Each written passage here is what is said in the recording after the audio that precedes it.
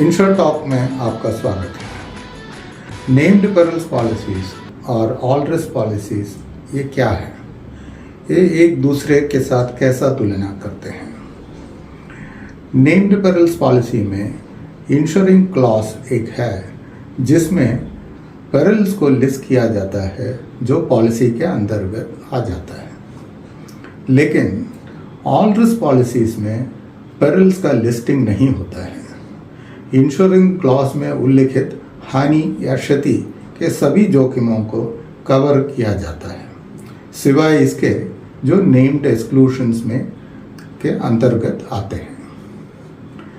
किस प्रकार की पॉलिसी बेहतर है, नेम्ड परल्स पॉलिसी या ऑल रिस्क पॉलिसी? मान लीजिए कि दोनों पॉलिसियों समान कवरेज प्रदान करती है, तो क्या all risk policy form named perils policy से बेहतर है?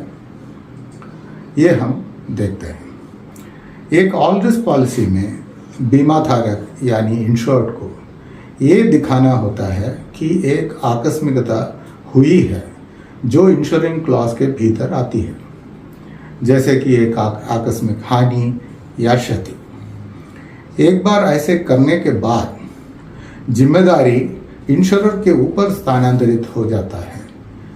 यदि वो ये दिखाने में असमर्थ है कि एक एक्सक्लूशन संचालित हो गया है या पॉलिसी के कोई शर्त या वारंटी का वास्तविक उल्लंघन हुआ है, तो क्लेम पेएबल हो जाता है, उसे क्लेम पे करना पड़ता है। एक नेम्ड परल्स पॉलिसी में हालांकि बीमा धारक को ये प्रदर्शित करना होता है कि एक नेम्ड परल ने काम किया है, जो पॉलिसी में जो नेम्ड परल्स दिए हैं उनमें से एक का घटना हुआ है।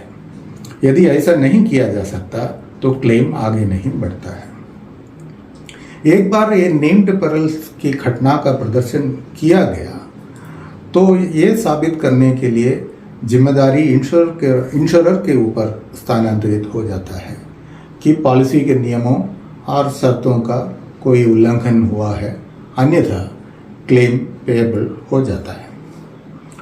तो एक नेम्ड परल्स पॉलिसी में नेम्ड परल्स के लिए कवरेज का सकारात्मक अनुदान है, यानी कि अफर्मेटिव कवरेज ग्रांट इस तरह कोई कंफ्यूजन नहीं है, ये आसान है।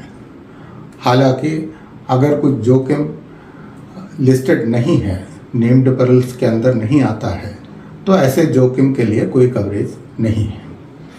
ऑल रिस्क पॉलिसी में दायरा व्यापक होता है और बीमा धारक पर फॉर्च्यूनिटी साबित करने के लिए केवल एक बोझ जो होता है, जो हल्का सा बोझ है।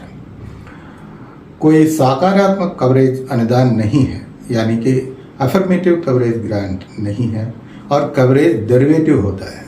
एक्सक्लूशंस दिए हैं, नेम्ड परल्स दिए हैं, इन दोनों के बीच का जो एक्सचेंज जो होता है उसके तहत जो कवरेज उभर के आता है।